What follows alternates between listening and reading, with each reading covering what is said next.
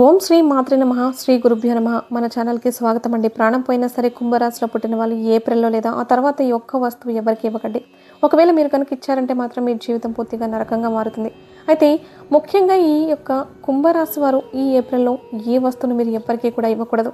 ఆ వస్తువును ఇవ్వడం వల్ల ఎటువంటి సమస్యలను కొని తెచ్చుకుంటారు. అయితే అసలు ఈ కుంభరాశి వారికి ఈ ఏప్రిల్ మాసంలో గోచార ఫలితాలు ఏ విధంగా ఉంటాయి, ఏ దేవతారాధన ఈ రాశి వారికి శుభ ఫలితాలను ఇస్తుంది, అటువంటి పూర్తి విషయాలను ఈరోజు ఈ వీడియోలో మనం వివరంగా తెలుసుకుందాం. కాబట్టి ఈ వీడియోని ఎక్కడ కూడా స్కిప్ చేయకుండా చివరి వరకు చూడండి. అప్పుడే మేమేం చెప్తున్నాం అనేది మీకు పూర్తిగా అర్థమవుతుంది. ఇక వివరాల్లోకి వెళ్తే ధనిష్ట నక్షత్రం 3-4 పాదాలు, శతభిష నక్షత్రం 1-2-3-4 పాదాలు, పూర్వభాద్ర నక్షత్రం 1-2-3 పాదాలు, మొత్తం 9 పాదాలు కుంభరాశి వారికి చెందుతాయి. రాశి చక్రంలో ఈ రాశి 11వ రాశి. ఈ కుంభరాశికి అధిపతి శని భగవానుడు. ఈ కుంభరాశిలో పుట్టిన వారి జీవితాన్ని పోటీగా తీసుకుంటారు. ప్రారంభంలో ఎదురైన అపజయాలను చూసి కృంగిపోకుండా అత్యంత నేర్పుతో లక్ష్య సాధన దిశకు అడుగులు వేసి విజయం సాధిస్తారు. అయితే కుంభరాశి వారి జీవితం ప్రారంభంలో తెలిసి తెలియక తీసుకున్న కొన్ని నిర్ణయాలు వీరి జీవితంలో ఆ నిర్ణయాలు వీరికి భవిష్యత్తులో మేలు చేసే విధంగా ఉంటాయి. అదేవిధంగా తమ యొక్క అంతర్గత ఆలోచనను ఎవరితోనూ పంచుకోరు. అయితే ఈ కుంభరాశి వారి యొక్క జాతకం కానీ మనం పరిశీలించినట్లయితే వ్యాపారంలో చక్కగా రాణించే అవకాశాలు ఈ రాశి వారికి ఎక్కువగా ఉంటాయి. కుంభరాశి వారు ఉద్యోగ జీవితంలో కూడా అంచెలంచెలుగా అభివృద్ధి పదంలో ముందుకు దూసుకొని వెళ్తారు. వీరు తమ సొంత వ్యక్తుల పట్ల ఎక్కువగా మోసపోయేటటువంటి సందర్భాలు వీరి జీవితంలో కనిపిస్తూ ఉంటాయి. అది దగ్గరి స్నేహితులు కావచ్చు, లేదా ప్రాణమిత్రులు కావచ్చు, అలాగే మీ దగ్గరి బంధువులు కూడా కావచ్చు. ఈ విధంగా ఎవరైనా సరే వారి పట్ల కుంభరాశి వారి జీవితంలో కోలుకోలేని దెబ్బతీస్తే మీరు ఖచ్చితంగా నమ్మి మోసపోవడమైనది. ఈ కుంభరాశి వారి జీవితంలో జాతకంలో ఇలా జరిగే అవకాశాలు ఉంటాయి. కుంభరాశి వారి జాతకం ప్రకారం చూసినట్లయితే ఎవరితో కూడా చెప్పుకోలేనటువంటి కొన్ని ముఖ్యమైన పర్సనల్ విషయాలను ఒక వ్యక్తి దగ్గర షేర్ చేసుకుంటారు. ఆ వ్యక్తి మీ ముందు మంచిగానే నటిస్తూ వెనకాల మాత్రం గోతులు తవ్వుతారు. అంటే ఆ వ్యక్తి మిమ్మల్ని చెడుగా చిత్రీకరించే ప్రయత్నం అయితే చేస్తారు. ఇటువంటి అంశాలు కూడా మీ యొక్క జాతకంలో ఈ సమయంలో ఉంటాయి. మీ జీవితంలో ఇటువంటివి జరగకపోవచ్చు, లేదంటే ఇక ముందు జరిగే అవకాశాలు కూడా ఉండొచ్చు. అలాగే కుంభరాశి వారి యొక్క జాతకం ప్రకారం ఈ రాశికి చెందిన స్త్రీలకు మీ యొక్క కుటుంబ సభ్యులంటే మీ జీవిత భాగస్వామి తరపు బంధువులు, కుటుంబ సభ్యుల వల్ల మీకు చెడు జరిగే అవకాశాలు కూడా ఉంటాయి.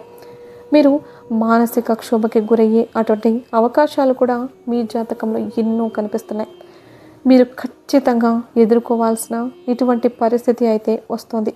మీ యొక్క పరిస్థితిని చూసినట్లయితే మీ భర్త తరపు బంధువుల నుండి మీరు మానసికమైన క్షోభను ఎదుర్కొంటారు. అయినప్పటికీ కూడా మీరు కొన్ని రోజుల పాటు మౌనంగా ఉండి ఆ తర్వాత మీరు ధైర్యం తెచ్చుకొని వారిని ఎదిరించే అవకాశాలు కూడా ఉంటాయి. అంటే మీ యొక్క జీవితంలో వచ్చిన సమస్యలన్నిటికీ కూడా ఖచ్చితంగా మీరే పరిష్కారం కూడా కనుక్కుంటూ ఉండడం మనం చాలా సందర్భాల్లో చూస్తూ ఉంటాం. సహనం కోల్పోతే ఎంతటి అమాయకమైన వ్యక్తి అయినా సరే ధైర్యంతో ముందుకు అడుగులు వేస్తారు. కొన్ని పరిస్థితులు కుంభరాశి వారికి జీవితంలో కూడా జరుగుతూ ఉంటాయి. ఇక వీరి యొక్క జాతకం ప్రకారం ముఖ్యంగా పురుషుల జీవితంలో చూస్తే కనుక మీరు జీవిత భాగస్వామి తరపు వ్యక్తులు అంటే వారి యొక్క తల్లిదండ్రులు కావచ్చు, లేదంటే వారి తరపు బంధువులు కావచ్చు, మీ పైన కొంతకాలం పాటు పెత్తనం కూడా చేసే అవకాశాలు కూడా ఉంటాయి. అంటే మీరు జీవితంలో మీ భార్య ఒక పాత్ర కూడా చాలా కీలకంగా ఉంటుందని చెప్పచ్చు. ఇక మీ యొక్క జీవితంలో అనేక విజయాలను మీరు ఖచ్చితంగా సొంతం చేసుకుంటారు. అదేవిధంగా మీ సంతానాన్ని అభివృద్ధి పదంలో నడిపించడానికి మీ జీవిత భాగస్వామి ఎంతగానో కృషి కూడా చేస్తారు. ఈ విధంగా మంచి చెడు అనే అంశాలు మీ యొక్క జీవిత భాగస్వామిలో కనిపిస్తుంటాయి. ఇక పురుషులు కొంతమంది మాత్రం మద్యపానం సేవించడం వలన అనారోగ్య సమస్యలు ఎదురయ్యే అవకాశాలు కూడా ఉంటాయి. కాబట్టి మీరు మద్యపానానికి ఎంత దూరంగా ఉంటే అంత మంచిది అనే చెప్పచ్చు. ఎందుకంటే ఏరికోరి మీరు కష్టాలను ఇబ్బందులను కొని తెచ్చుకున్నట్లు అవుతుంది. అలాగే ఇంట్లో కుటుంబ సభ్యులతో ముఖ్యంగా మీ జీవిత భాగస్వామితో విభేదాలు, గొడవలు కలిగేటటువంటి అవకాశాలు కూడా ఉంటాయి. కాబట్టి కొన్ని అంశాలైతే మీరు చాలా జాగ్రత్తగా ఉండాలి. మరీ ముఖ్యంగా కుంభరాశికి చెందినటువంటి ఒకటి పురుషుల యొక్క జీవితంలో పరాయి స్త్రీ పాత్ర కూడా కనిపిస్తోంది. ఈ పరిస్థితుల్లో కొంతమంది వ్యక్తులు మిమ్మల్ని లోబర్చుకోవడానికి వారి ప్రయత్నం అయితే చేస్తారు. అంటే మీరు పనిచేసే చోట కావచ్చు, లేదంటే పొరుగు వ్యక్తులు కావచ్చు, లేక ఇంతకు ముందు మీకు పరిచయమైన వ్యక్తులు కావచ్చు, లేకపోతే ఆన్లైన్లో మీకు పరిచయము కావచ్చు. ఈ విధంగా ఏదో ఒక రకంగా మిమ్మల్ని మోసం చేయడానికి, అలాగే జీవితాన్ని నాశనం చేయడానికి, మిమ్మల్ని లోపరుచుకోవడానికి వారైతే ప్రయత్నం అయితే చేస్తారు. కాబట్టి మీరు ఎటువంటి చెడు సాహసాల జోలికి వెళ్ళకుండా జాగ్రత్తలు తీసుకున్నట్లయితే మీ కుటుంబ జీవితం అనేది చాలా సాఫీగా ఆనందంగా సాగిపోతుంది.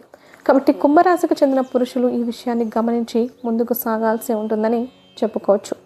ఇక కుంభరాశికి చెందిన వ్యాపారస్తుల జీవితంలో చూసుకుంటే ఈ యొక్క వ్యాపార భాగస్వాముల వల్ల మీకు మనస్పర్ధలు వచ్చే అవకాశాలు అయితే ఈ సమయంలో కనిపిస్తున్నాయి.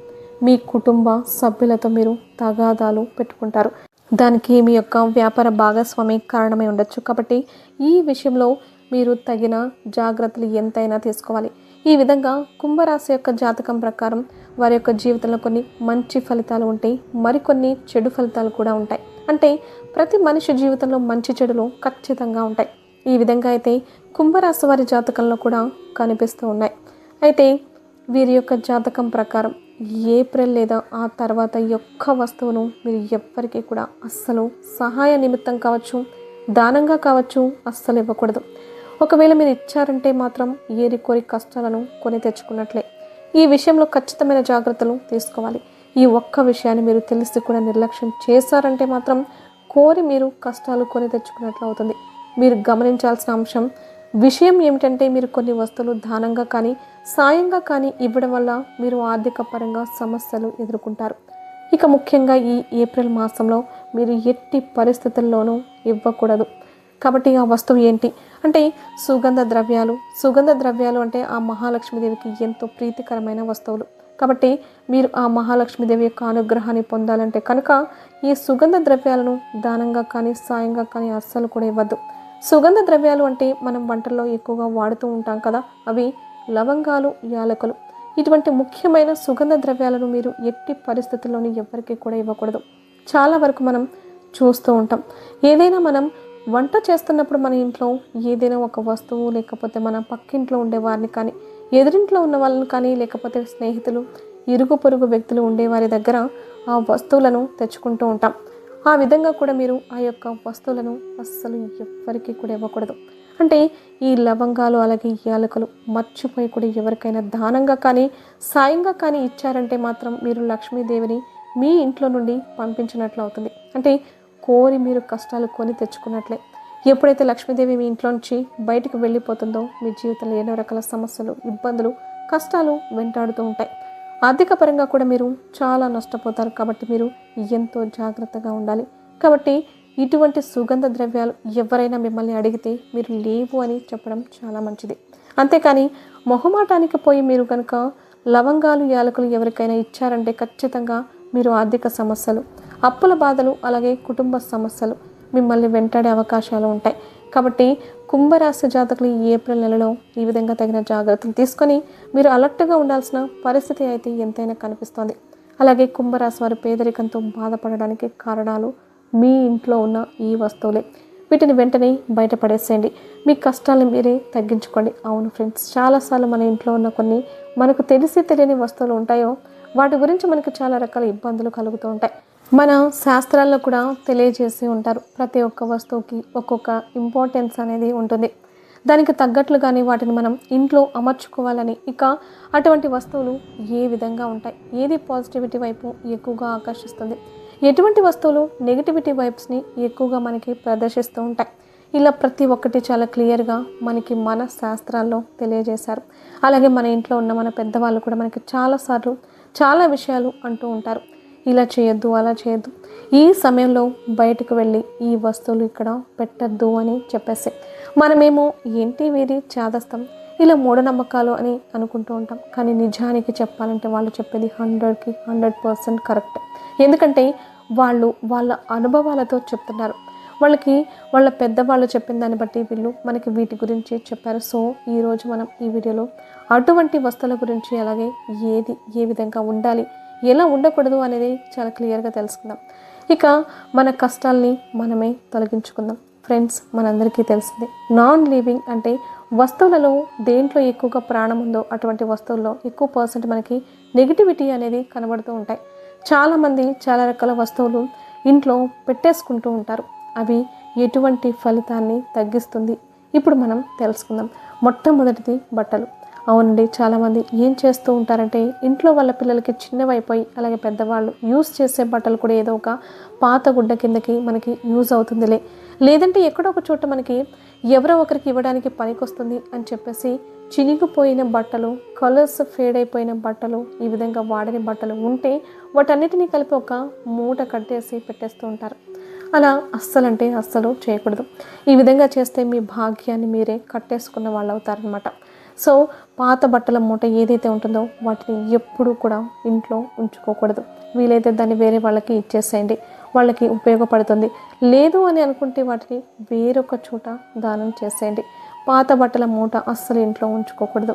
ఇక రెండోది, ఇంట్లో మనకి విరిగిపోయిన దేవుడి పటాలు కానీ, లేదు అంటే బాగా కాస్త ఈ మధ్య చాలామంది ఎక్కువగా విగ్రహం లాంటివి బయట మనకి కృష్ణుడి బొమ్మ, వేరే దేవుడు బొమ్మలు ఇటువంటివి తీసుకుని వస్తూ ఉంటారు.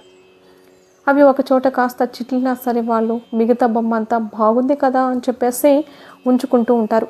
ఎప్పుడు కూడా దేవుడి బొమ్మలు కావచ్చు, పటాలు కావచ్చు, ఫోటో ఫ్రేమ్స్ కావచ్చు, అవి మంచిగా ఉండాలి. ఎక్కడ ఒక చోట నుంచి విరిగిన క్రాక్ వచ్చిన అటువంటి వస్తువుని అస్సలు ఇంట్లో ఉంచుకోరాదు.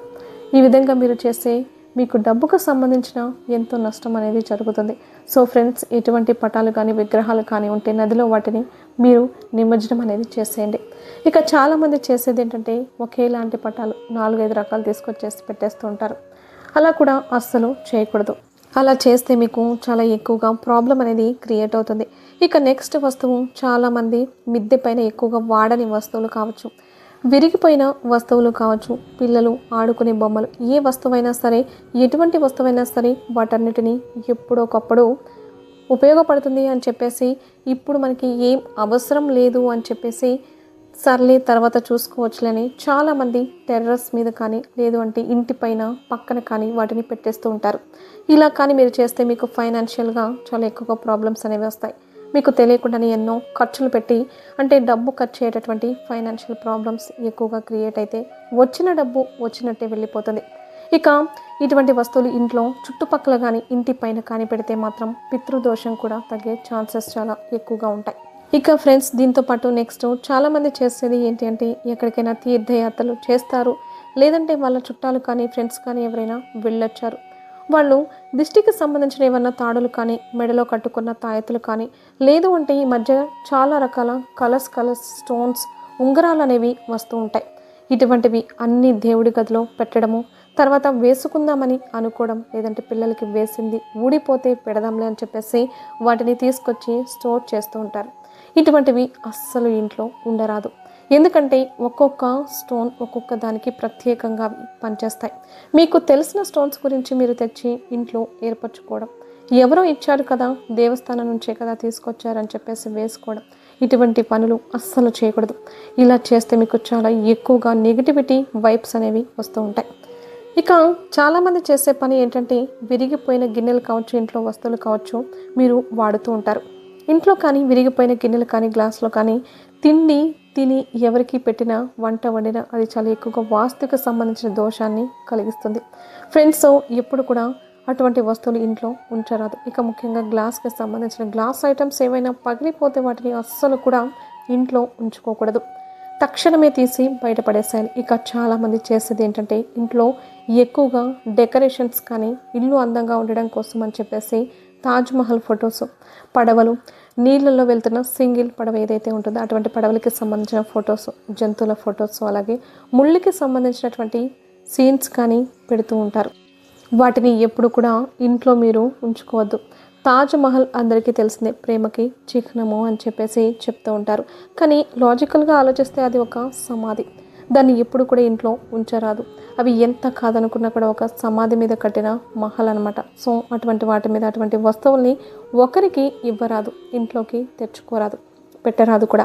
ఇక మునిగిపోతున్న ఓడలో ఉన్న పడవలు ఇటువంటివి పెట్టరాదు. జీవ జంతువులకు సంబంధించినవి ఇంట్లో అస్సలు పెట్టుకోకూడదు.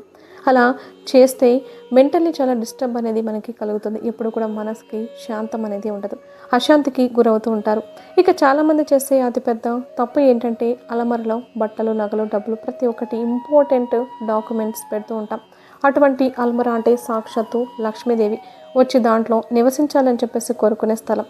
అటువంటి అల్మరాలో ఎంతో నీట్గా ఉంచుకోవాలి. చాలామంది బీరువాలు, అల్మరాలు తుప్పు పట్టిపోయి ఉంటే పాడైపోయి ఉంటాయి. అయినా కూడా వాళ్ళు అలాగే యూస్ చేస్తూ ఉంటారు. అసలు యూస్ చేసుకోకూడదు. ఇక చాలామంది అలమరలో వస్తువులు తీస్తారు, ఆ తర్వాత వాటి తలుపులు వెయ్యరు.